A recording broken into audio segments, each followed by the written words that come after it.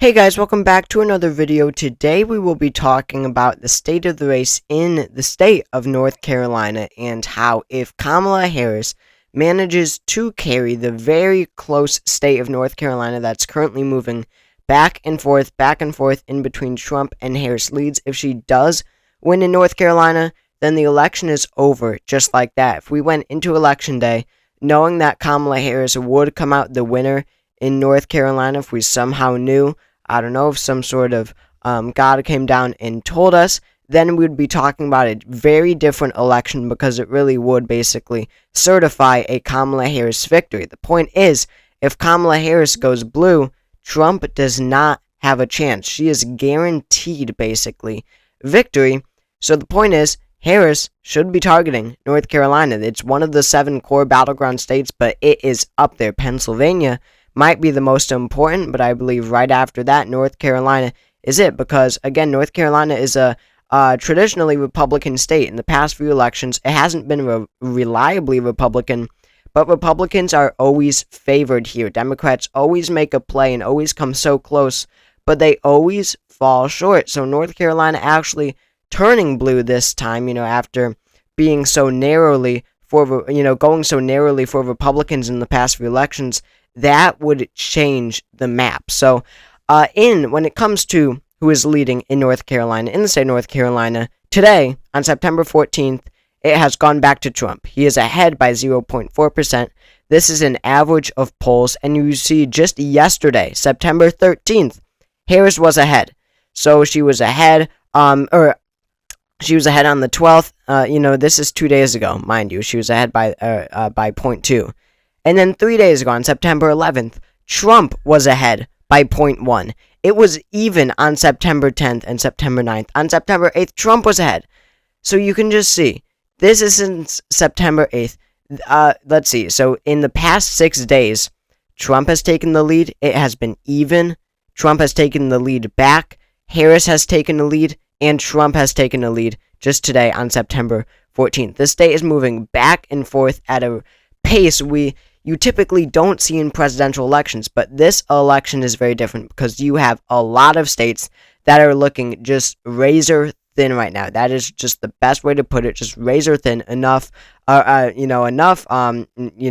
so narrow is what I'm trying to say, is that in 6 days, yes, it can move back and forth between each candidate's leads this many times, right, as North Carolina has. That doesn't even go to mention what we have seen since the beginning of tracking these polls in North Carolina, which was a month and 2 days ago on August 12th. So this North Carolina race, again, moving back and forth, just goes to indicate how razor thin it is. I mean, tomorrow, we could very well see Harris back in the lead. I mean, we had, many of these really accurate pollsters. Quinnipiac had Harris ahead by 3. Morning Consult had it even. Survey USA, which is an A-plus rated pollster, had Harris ahead by 3.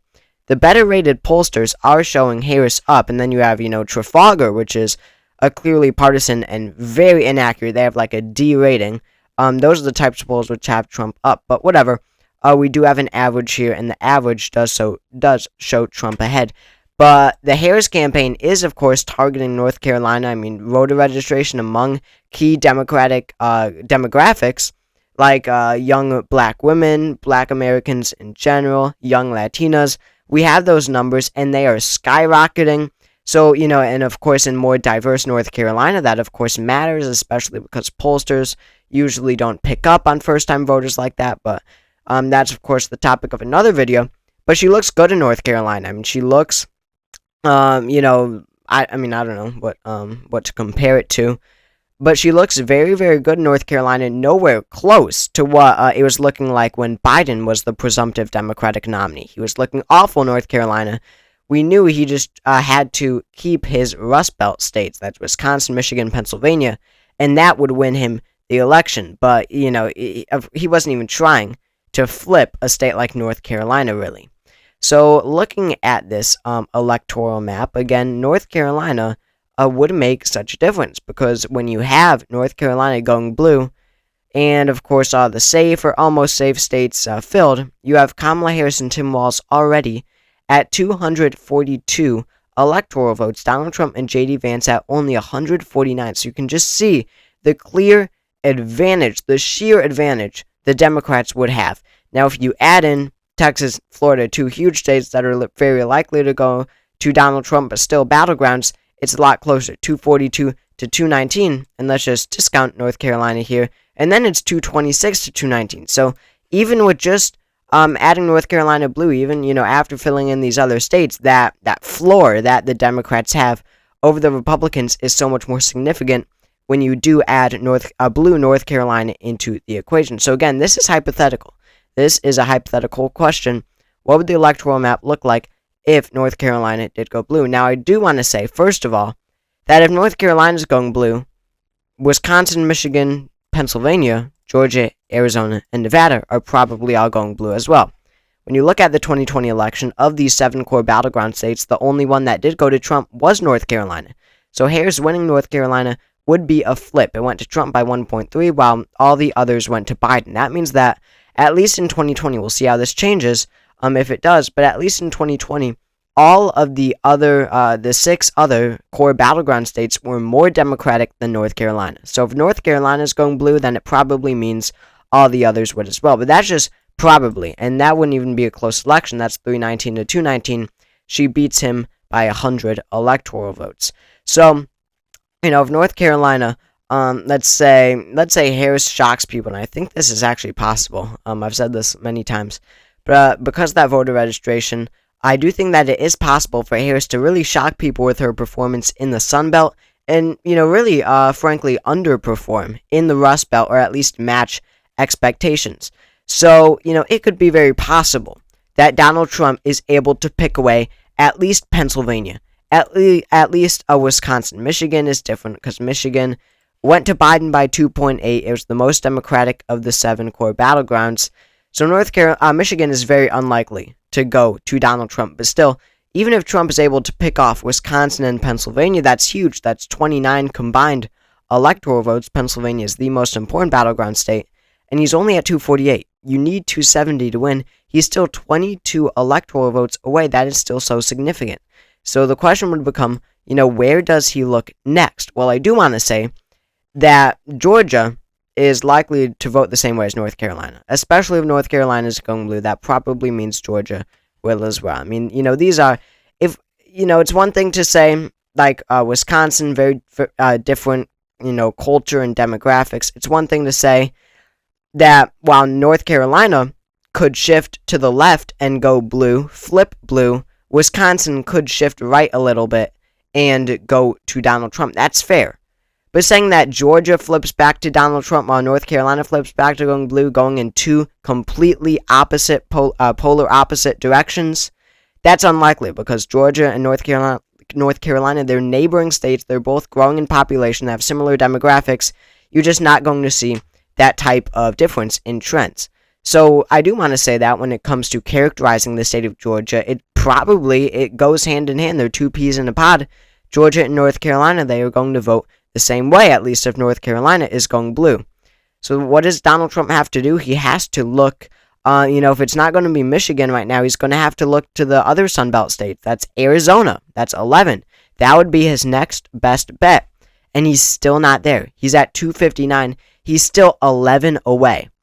So Nevada we won't even talk about because nothing will give him victory in Nevada. If he wins one of the others, he would win the election. He doesn't need Nevada under any circumstances in this hypothetical. But if you've got Arizona, Wisconsin, Pennsylvania, all going red, and you're still not at 270, then what does that mean? And if again, this hypothetical, North Carolina is staying blue, right? In this hypothetical, then you're going to have to look to the state of Michigan. You're going to have to look to Michigan. It just doesn't make sense. Michigan voted for Biden by 2.8, so that means that Trump would have to shift the state about 3 points or more, towards himself, 3 points to the right. And that is just not going to happen. In this national environment where Harris is matching Joe Biden after the debate, in most polls, that's Biden's popular vote margin of 4.5% in 2020. She is matching that, in these post-debate polls. She is really surging after the debate. if she's matching or even outperforming or even underperforming Biden's 4.5% popular vote margin, if she's underperforming, it'll be a point max. If she's underperforming a point maximum, then she's not going to underperform by 3 in Michigan and somehow lose Michigan. It's just not going to happen. But if North Carolina goes blue, then that probably is his best bet. And no, I wouldn't say that, in this case, where North Carolina is going blue, and we have to carve out a path to victory for Donald Trump, I would not say that Georgia comes before Michigan, again, because North Carolina and Georgia are so similar. And again, it could be a case where Harris really underperforms expectations in the Rust Belt, really just plummets in the Rust Belt, while she does, pretty solidly in the Sun Belt, and does maybe better than people expect. So, it's definitely possible to see her underperform in Michigan, but especially Michigan. Is it likely to happen? Absolutely not. So to claim victory, Donald Trump, if North Carolina is going blue, then his best bet would be winning the blue wall, Wisconsin, Michigan, Pennsylvania. I mean, just look at this map. Is this map going to happen? Almost definitely not. And then you've got Arizona, which is also critical as well. I mean, of course, that's always an important state. But I mean, Harris could easily win with Michigan. Boom, she wins the election. Even if you somehow don't win Michigan, then even Wisconsin would give her victory. I mean, she is polling better in Wisconsin than Michigan, so that's something to consider. But you could even have Pennsylvania, and then you don't even need, no, she wouldn't need Georgia. But I mean, she almost comes close with just North Carolina and Pennsylvania, and then, of course, Nevada as well. I mean, she could win with Pennsylvania, North Carolina, Arizona, Georgia. But what kind of scenario are we talking about? I do not know. So, North Carolina, extremely important to her campaign. If North Carolina is going blue, now let's look at her path to victory real quick. She's got North Carolina. She's got Georgia, if North Carolina is going blue. And then what do you need? You could take Michigan. That's it. Boom. North Carolina, Georgia, Michigan, you win the election. That is just absolutely stunning. You don't even need Pennsylvania. You do not even need Pennsylvania. That is hard to imagine. But it's true. It gives her 273. Of course, she could have Pennsylvania if she wants. That increases her victory. But even if Georgia goes red, while she does take North Carolina, again, very unlikely to happen, she could very easily replace that with Michigan and Pennsylvania, and you win the election like that. So, thank you all for watching this video.